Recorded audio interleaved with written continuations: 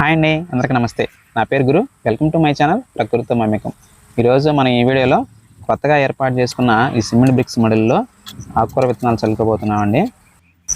ఈ వీడియోలోకి వెళ్ళబోయే ముందుగా ఈ వీడియో కింద లైక్ బటన్ ఉంటుంది, అది క్లిక్ చేయండి. ఇలా చేయడం ద్వారా ఈ వీడియోని ఎక్కువ మంది చూడడానికి మీరు హెల్ప్ చేసిన వాళ్ళు అవుతారు. అలాగే కొత్తగా మన ఛానల్ చూస్తున్న వారు ఛానల్ని సబ్స్క్రైబ్ చేసుకోండి. మన ఛానల్లో ఆర్గానిక్గా కూరగాయలు ఆకుకూరలు పెంచే వీడియోలు వస్తూ ఉంటాయి. ఓకే అండి, ఈ మడిలో ఉన్న మట్టినంతటిని కూడా మనం మంచిగా కదిలించుకొని మెత్తగా దానిలో ఉన్న గడ్డి రాళ్ళనన్నిటిని కూడా వేరేసుకొని నీట్గా చేసుకోవాలి. ఎత్తులు పల్లాలు లేకుండా మట్టినంతటిని కూడా అలా దంత సహాయంతో నీట్గా చదును చేసుకోవాలి. నేను ఇంతకుముందే ఈ మడిలో ఉన్న మట్టినంతటిని కూడా కదిలించి ఉన్న రాళ్ళని గడ్డిని మొత్తాన్ని కూడా వేరేసుకొని ప్రిపేర్ చేసి ఉంచాను. రోజు నీటిని స్ప్రింక్లర్ల ద్వారా తడుపుతున్నాను. ఇప్పుడు మట్టి మంచి ఫెర్టిలైజర్ సాయిల్గా తయారైంది. ఇప్పుడు మనం ఆకుకూర విత్తనాలు వేసుకోవడానికి రెడీగా ఉంది. లోపల ఉన్న మట్టిని కొంచెం బయట తీసి వేసుకున్నా కదా, అది ఎందుకంటే మనం ఆకుకూర విత్తనాలు చల్లుకున్న తర్వాత ఆ విత్తనాల మీద మళ్ళీ ఈ మట్టి కప్పుకోవడానికి కొంచెం తీసి బయట వేశాను. ఇంకా లోపల ఉన్న మట్టిని అంతటిని కూడా అలా నీట్గా చదును చేసి పెట్టుకోవాలి.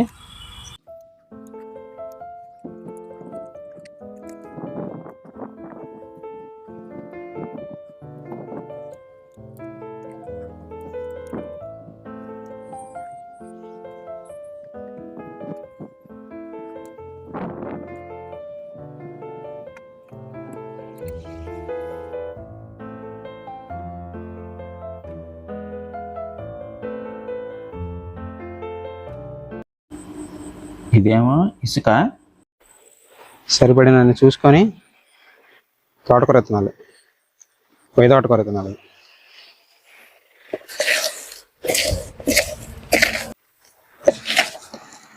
కలిపిన తర్వాత ఇసుకలో ఇలా ఉంటాయి. ఇసుకలో ఎందుకు కలిపేస్తామంటే తోటకూర విత్తనాలు చాలా చిన్నగా ఉంటాయి. మన చేతులతో పట్టుకొని వేస్తున్నా కానీ ఎక్కడ ఎన్ని వేసాము ఎన్ని జల్లాము అనేది కూడా అర్థం కాదు, కనపడదు. ఇలా ఇసుకతో కలుపుకుంటే మనకి చేయి కాటొచ్చి గింజలు ఒత్తుగా పడకుండా నీట్గా మంచిగా వేసుకోవడానికి. ఇంతకుముందే దేని నిండా గడ్డి ఉంటే మనం సిమెంట్ బ్రిక్స్తో మడులు వేసుకున్న తర్వాత దేనిలో ఉన్న గడ్డి మొత్తం నీట్గా మనం తీసేసుకొని మట్టిని బాగా గుల్లగా చేసుకొని ఒక వారం రోజులు ఇలానే ఉంచాను. రోజు నీళ్లు పెడతా ఉన్నాను. ఇప్పుడు ఈ మడి బాగా మంచిగా రెడీ అయింది. ఇప్పుడు మన దగ్గర ఉన్న దంచుతో ఇదంతా రెడీ చేసుకొని చక్కగా ఆకుకూర విత్తనాలు చల్లుకోవచ్చు. ఈ తీసిన మట్టి అంతా కూడా దాని మీద చల్లడానికి తీసాను. ఇలా ఒత్తుకు లేకుండా మనకు కావాల్సిన నీట్గా మంచిగా ఇప్పుడు చల్లేసాం తోటకూర విత్తనాలు. దీని మీద మనం మట్టి చల్లుకుంటే, ఇలా మట్టి చల్లుకోకపోయినా మన విత్తనాలు అలా చల్లుకున్న తర్వాత దంత పెట్టి కొంచెం అటు ఇటు ఒకసారి లాగితే ఆ మట్టి కింద పడిపోతాయి విత్తనాలు. అలా కూడా వేసుకోవచ్చు. చీమలు ఉంటాయి, చీమల విత్తనాలన్నీ ఏరుకొని పోతూ ఉంటాయి. ఈ మొక్క మలిచిన దాకా మనం చీమలు రాకుండా చూసుకోవాలి. మనం ఎక్కడ విత్తనం వేసాము అనేది ఆ ఇసుక కనపడతా ఉంటుంది. ఇసుక, ఆ ఇసుకను బట్టి మనం మట్టి కూడా చల్లుకోవచ్చు. ఈ సిమెంట్ మడులు వేసుకున్నాక ఇలా ప్లాంట్గా ఏ మడిలో ఏ ఆకుకూర వేసుకుంటున్నాం అనేది మంచిగా ఉంది. అయితే ఈ మడులకి మామూలుగా వాటరు అలా పెడితే మొత్తం మడి నిండా నీళ్ళు వస్తాయి. అయితే నేను నీళ్ళని అలా పెట్టదలుచుకోలేదు.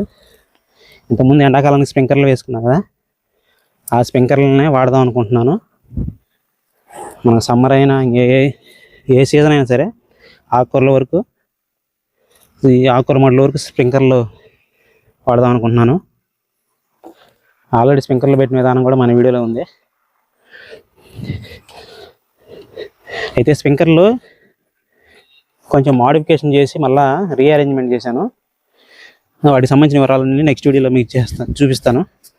లేదా ఆర్గానిక్గా కూరగాయలు పండించాలనుకునే వాళ్ళు ఇలా ముందుగా ఆకుకూరలు పెంచడం ట్రై చేయండి. అది కుండీల్లో అయినా తొట్టుల్లో ఇలాగా మట్టిలో అయినా. ఆకుకూరలు వచ్చిన తర్వాత అవి పెంచి హార్వెస్ట్కి వచ్చిన తర్వాత ఒక ఐడియా వస్తుంది చిన్నగా, అప్పుడు మీరు నిదానంగా మొదలు పెట్టచ్చు. ఈ విధంగా గార్డెన్ని పెంచుకోవాలనుకునే వాళ్ళు ముందుగా సులభంగా ఆకుకూరలతో మొదలుపెట్టి వాటి హార్వెస్ట్ వచ్చిన తర్వాత ఇంకా కొత్త కొత్త మొక్కలను పెట్టుకుంటూ మీ గార్డెన్ని ఇంకా ఇంప్రూవ్ చేసుకుంటూ ఉండొచ్చు. ఆకుకూర విత్తనాలు ఎలా వేసానో చూపించాను కదా. ఇదిగోండి, ఇంతకుముందు ఒక మడి వేసాను తోటకూర విత్తనాలు. వాటి మొలకలు చూడండి ఎలా వచ్చాయి. ఈ ఆకుకూరలకి మనం స్ప్రింక్లర్లతోనే వాటర్ ఇవ్వడం ద్వారా ఆ మొలకలు కింద పడిపోకుండా ఉండి ఎప్పుడు మట్టి కానీ మొక్కలు కానీ మాయిశ్చర్గా ఉండి మనకు ఆకుకూరలు మంచిగా పెరుగుతాయి. చూసారా మొలకలు ఎలా వచ్చాయా?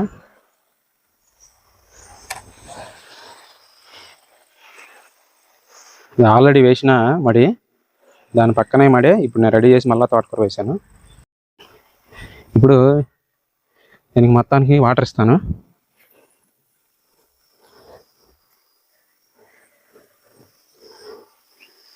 స్ప్రింక్లర్ల ద్వారా వాటర్ వేస్తాను.